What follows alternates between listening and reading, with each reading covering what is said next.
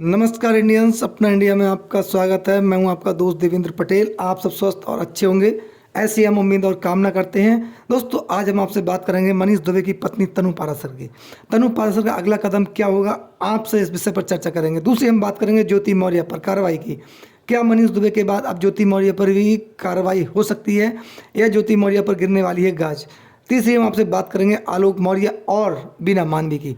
आलोक मौर्य अब क्या चाहते हैं या अगला स्टेप आलोक मौर्य क्या है कि ज्योति मौर्य के साथ संयुक्त रूप से रह रहे हैं या फिर आलोक मौर्य हैं कहीं ना कहीं परेशान। तीसरी हम आपसे बात करेंगे महिला होमगार्ड की। महिला होमगार्ड जिन्होंने मनीष दुबे पर यौन उत्पीड़न जैसे तमाम गंभीर आरोप लगाए थे और अन्य महिला होमगार्ड्स ने भी लगाए थे, यानी कि मनीष दुबे के खिलाफ जिस महिला होमगार्ड ने खड़े होने का साहस किया, हम उनकी चर्चा करेंगे। दोस्तों, तनु पाराशर मनीष दुबे की पत्नी हैं, जिन्होंने मनीष दुबे पर बहुत ही गंभीर आरोप लगाए थे। यानी कि जब तनु पाराशर ने मनीष दुबे के खिलाफ कानूनी रूप से जंग लड़ने का ऐलान किया और वो कानूनी रूप से मनीष दुबे के खिलाफ आज जंग में सक्रिय है, कहीं ना कहीं मनीष दुबे को उन्होंने बैकफुट पर लाने का काम किया। उसके बाद मनीष दुबे चर्चाओं में आए, क्योंकि मनीष दुबे के खिलाफ जब मोर्चा तनु पाराशर ने खोला, उसके बाद महिला होमगार्ड ने भी शिकायत मनीष दुबे के खिलाफ की थी। जब वो अमरोहा में पोस्टेड थे होमगार्ड कमांडेंट की पोस्ट पर, उस समय महिला होमगार्ड ने जो शिकायत की वो मृतक आश्रित में थी। उनके द्वारा जब कहीं ना कहीं शिकायत मनीष दुबे के खिलाफ की गई, उस समय मनीष दुबे ने अपने आप को बचाने का काम किया, यानी कि वह महिला होमगार्ड पर हावी हुए और उनकी जांच को प्रभावित किया। मनीष दुबे उसमें बच निकले, लेकिन जब अन्य महिला भी मनीष दुबे के खिलाफ खड़ी हुई, फिर पुनः महिला होमगार्ड ने उनके खिलाफ शिकायत की। उसके बाद जब तनु पाराशर का सहयोग मिला और तनु पाराशर ने मनीष दुबे की पूरी कुंडली निकाल के रखने में पूरा सहयोग किया, उसके बाद मनीष दुबे कहीं ना कहीं ज्योति मौर्य के प्रकरण में लेकर जो आलोक मौर्य ने शिकायत की थी, उसके बाद फंस गए और जांच हुई। जांच होने के बाद जब बीके मौर्य होमगार्ड डीजी के द्वारा जब जांच की गई, उसमें मनीष दुबे दोषी पाए गए और मनीष दुबे के खिलाफ कड़ा एक्शन हुआ। लेकिन लंबा वक्त लगा, लेकिन सही देर आए दुरुस्त आए, वो कहानी बिल्कुल सही साबित हुई और उसमें मनीष दुबे सस्पेंड हुए। यानी कि मनीष दुबे के खिलाफ जिन लोगों ने कानूनी जंग लड़ने का ऐलान किया था, जिन्होंने बहुत साहसी कदम उठाया था, वह लोग कहीं ना कहीं इसमें सफल होते हुए दिखाई दिए। अब मनीष दुबे के खिलाफ विभागीय जांच स्टार्ट हो गई है। तनु पाराशर ने मनीष दुबे पर गंभीर आरोप लगाए थे। उन्होंने कहा कि मेरे खिलाफ मनीष दुबे ने फोर्जरी की है, यानी कि मेरे साथ जो उत्पीड़न हुआ है उसके साथ साथ मुझे फ्रॉडी के तौर पर एक प्रकार से देखा जाए तो ठगने का काम किया, क्योंकि मनीष दुबे पहले से ही विवादित थे, जिसकी जानकारी मुझे नहीं हुई।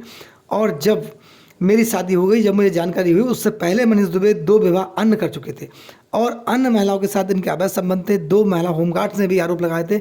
यानी कि मनीष दुबे का जो इतिहास है पूरा विवादों से भरा हुआ रहा है। ऐसे गंभीर आरोप तनु पाराशर ने लगाए थे। महिला होमगार्ड्स ने जो आरोप लगाए थे वो भी, उनमें भी जांच हुई। इसके बाद ये क्लियर होता है कि मनीष दुबे का पूरा इतिहास जो है वो देखा जाए कहीं ना कहीं काफ़ी विवादों में रहा है। अपने अच्छे कामों की वजह से नहीं, बल्कि उन पर जो गंभीर आरोप लगे हैं उनकी वजह से मनीष दुबे सुर्खियों में भी रहे, यानी कि उनका पूरा इतिहास विवादित रहा। दोस्तों, तनु पाराशर वह महिला हैं जो बिल्कुल आलोक मौर्य से अलग है। आलोक मौर्य ने केवल अपनी पत्नी को लेकर मीडिया के सामने आए और अपनी बात जब उन्होंने मीडिया के सामने रखी, उस समय रखी जब मनीष दुबे के द्वारा और ज्योति मौर्य के द्वारा आलोक मौर्य काफ़ी प्रताड़ित करने जाने लगे। यानी कि आलोक मौर्य काफ़ी प्रताड़ित हुए। उन्हें लगा कि अब मेरी हत्या हो सकती है, कहीं ये लोग पूरी हत्या में की साजिश रचने में कहीं ना कहीं कामयाब हुए, तब मेरे साथ कोई ना कोई अनहोनी हो सकती है। उसके बाद आलोक मौर्य मीडिया के समक्ष आए, लेकिन जब कहीं ना कहीं आलोक मौर्य को ऐसा आरोप है आलोक मौर्य पर कि उन्हें कहीं लालच महसूस हुआ, उन्हें लगा कि कहीं ना कहीं मैं अब सुरक्षित हूँ। ज्योति मौर्य ने अपना थोड़ा सा स्टैंड बदला और बदलने के बाद आलोक मौर्य को लगा कि अब ज्योति मौर्य मुझे फ्री करने वाली, ज्योति मौर्य पहले की तरह मेरे साथ रहने वाली है। उसके बाद इतने गंभीर आरोप लगाने के बाद आलोक मौर्य पीछे हट गए और उन्होंने अपनी जो शिकायत थी वो वापस ले ली।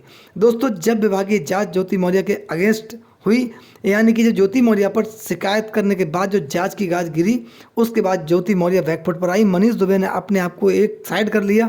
मनीष दुबे को लगा कि ज्योति मौर्य के चलते कहीं ना कहीं मैं भी इसमें फंस सकता हूँ, लेकिन ज्योति मौर्य से ज़्यादा गंभीर आरोप मनीष दुबे पर भी थे, क्योंकि मनीष दुबे पर 3 महिलाओं के द्वारा आरोप लगाए गए थे। उसके बाद पुरुष होमगार्ड्स ने भी आरोप लगाए थे कि कहीं ना कहीं हमारा उत्पीड़न होता है। दोस्तों, यहाँ पर बात यह है कि आखिर आलोक मौर्य इतने कमज़ोर कैसे हुए। आलोक मौर्य को ऐसा कैसा महसूस हुआ कि अब मुझे ज्योति मौर्य के खिलाफ नहीं खड़ा होना चाहिए, बल्कि ज्योति मौर्य के साथ रहना चाहिए। इसके चलते उन्होंने अपनी शिकायत वापस ली। लोग यहाँ पर आहत हुए, परेशान हुए, दुखी भी हुए कि एक भ्रष्टाचार बहुत बड़ा मसला है, जिस भ्रष्टाचार के मुद्दे पर आलोक मौर्य ने शिकायत शासन के पास भेजी थी। अवैध धन वसूली, अवैध संपत्ति अर्जित करने का आरोप ज्योति मौर्य पर था, जो कि देश की जनता के हित में था, क्योंकि ज्योति मौर्य के खिलाफ जब जांच होती और उन पर जो आरोप था उसके बाद ज्योति मौर्य के खिलाफ कार्रवाई होती, ज्योति मौर्य का सस्पेंशन निश्चित था। लेकिन क्या हुआ, आखिर देश की जनता थकी गई। देश की जनता की लड़ाई लड़ने का काम आलोक मौर्य ने बिल्कुल नहीं किया। केवल आलोक मौर्य ने वो काम किया, अपना निजी हित, निजी स्वार्थ साधने के चक्कर में आलोक मौर्य अपने मुद्दे से भटक गए। जो व्यक्ति पहले मीडिया के सामने रोकर वह इस प्रकार गंभीर आरोप लगा रहे थे कि केवल ज्योति मौर्य और मनीष दुबे दोनों के आपस में अवैध प्रेम प्रसंग, अवैध संबंध है और ये दोनों ही मिलकर मेरी हत्या की साजिश रचने में कहीं ना कहीं सफल हुए तो मेरी हत्या हो सकती है। दोस्तों, ये बहुत बड़ा गंभीर आरोप था, इस पर जांच हुई, लेकिन आलोक मौर्य ने अपना हित साधा और शिकायत वापस ली। इससे लोग क्यों आहत हुए? क्योंकि ये आम जनता की लड़ाई हो गई थी, क्योंकि भ्रष्टाचार का जो मामला था जनता से जुड़ा हुआ था। उसके बाद ज्योति मौर्य के प्रकरण के चलते हुए काफ़ी महिलाएं देश के अंदर ऐसी थी जो कहीं ना कहीं पीड़ित हुई, उनकी शिक्षा बीच में रोक दी गई और उन्हें कहीं ना कहीं उत्पीड़न का शिकार होना पड़ा केवल ज्योति मौर्य के प्रकरण की वजह से, जबकि उन महिलाओं को कोई दोष नहीं था। दोस्तों, इसमें जांच होना देश हित, समाज हित और देश की आम जनता के हित में था, क्योंकि इससे समाज में एक पॉजिटिव संदेश जाता।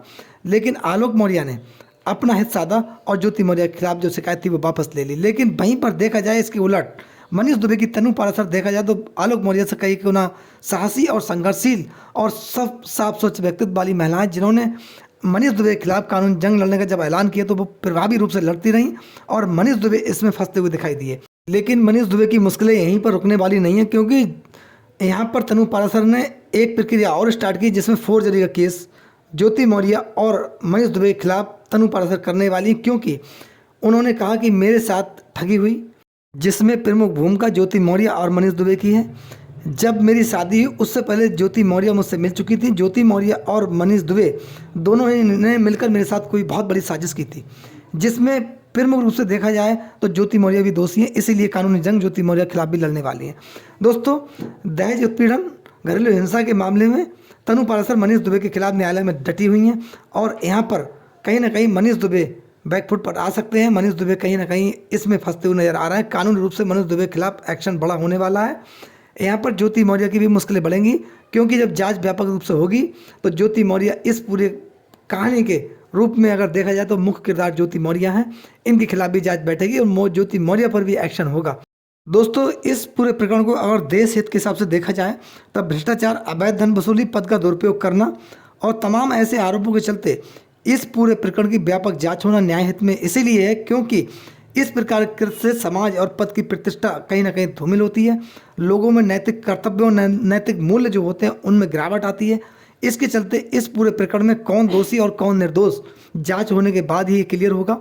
और इसमें चाहे आलोक मौर्य हो, अगर उन्होंने शिकायत झूठी की थी ज्योति मौर्य के अगेंस्ट, आलोक मौर्य पर एक्शन होना जरूरी है।